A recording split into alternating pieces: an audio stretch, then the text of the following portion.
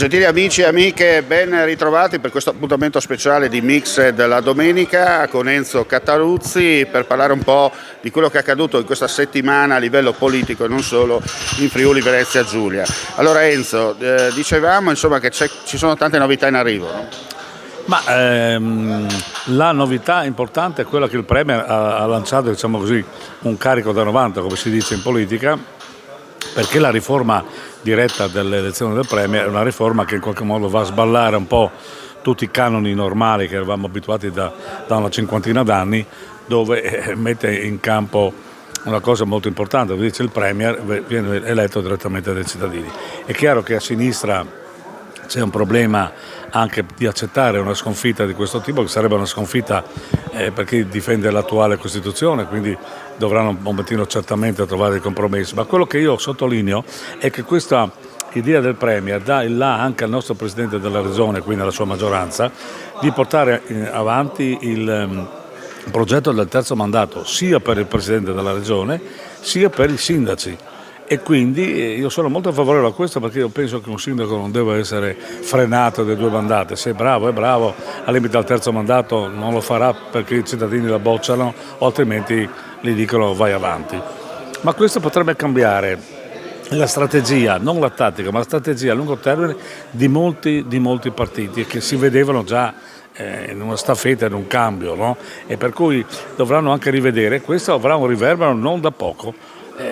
Naturalmente all'interno di questo progetto c'è anche un gioco tra Udine, Pordenone, Trieste, Gorizia viene un po' più defilata, ma Udine in questo momento è all'angolo. Se pensate bene che Confindustria è rimasta fuori da tutti i giochi grandi, la dice lunga su quanto pesa un po' la classe dirigente udinese, che in qualche modo sembrava autoreferenziale, ma così non è il fatto che i patti tra Pordenone e Trieste sono talmente forti in tutti i campi che in qualche modo anche a livello regionale si sentiranno. Ecco, quindi vedremo che magari qualche scappatoia ci sarà, perché si dice che Federica voglia fare il terzo mandato, ma si dice anche che molti sindaci vogliono fare il terzo mandato perché non avrebbero degli sbocchi tra virgolette professionali dal punto di vista politico. Quindi questo è una bella novità.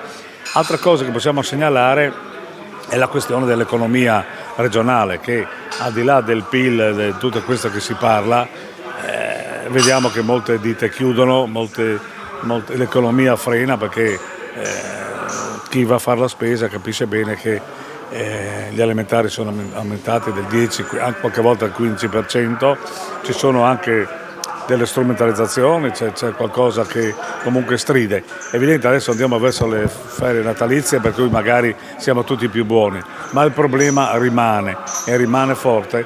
Un'altra segnalazione. A proposito, questa polemica che sta emergendo sul fatto dell'evasione fiscale, dove si punta molto il dito sulle partite IVA come una sorta di area a sé, che non pagano le tasse, non dichiarano eccetera, mentre pagano solo i dipendenti pubblici e privati le tasse. Come la vedi tu? Io penso non sia vero.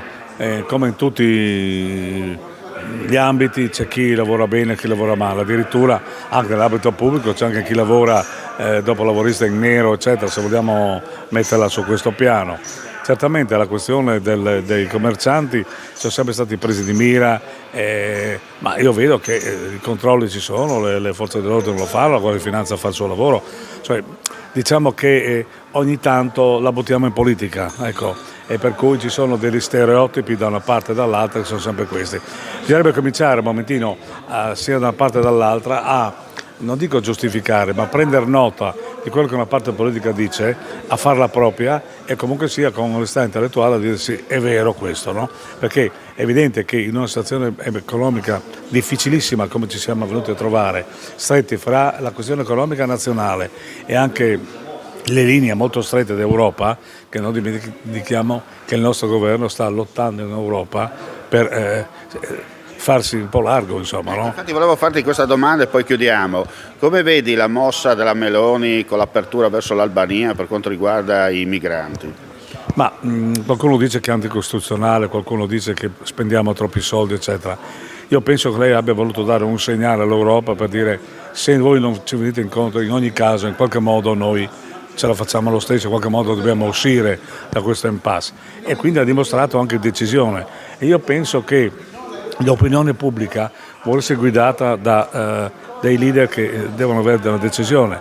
Abbiamo visto per esempio la manifestazione del PD di Roma, in qualche modo la Schlein ha copiato un po' la decisione della Meloni, insomma, no? In ritardo, ma comunque l'ha fatto.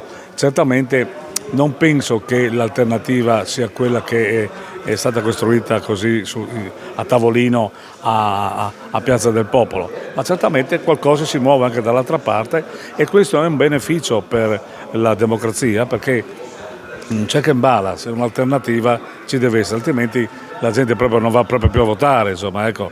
E questo lo vedremo, perché se la Meloni porterà avanti questo sistema, io ho visto, per esempio, recentemente sono stato in Germania e ho visto che anche la Germania soffre dal punto di vista economico, non ci sono più l'adeguamento agli stipendi, cioè non è tutto oro quello che luce, come si dice, no? E la questione economica sta frenando. Nel momento in cui la Germania entrerà in recessione, allora saranno dolori anche per noi, soprattutto al nord, che è un po' il serbatoio delle grandi ditte tedesche. Bene, io ringrazio Enzo Cattaruzzi e mi permetto anche di ringraziare l'Eden Lounge Bistro di Manzano che ci ha ospitato per questa puntata speciale di Mixed. Grazie come sempre per la visione e l'ascolto, e non resta che augurare a tutti voi un buon proseguimento di giornata. Alla prossima.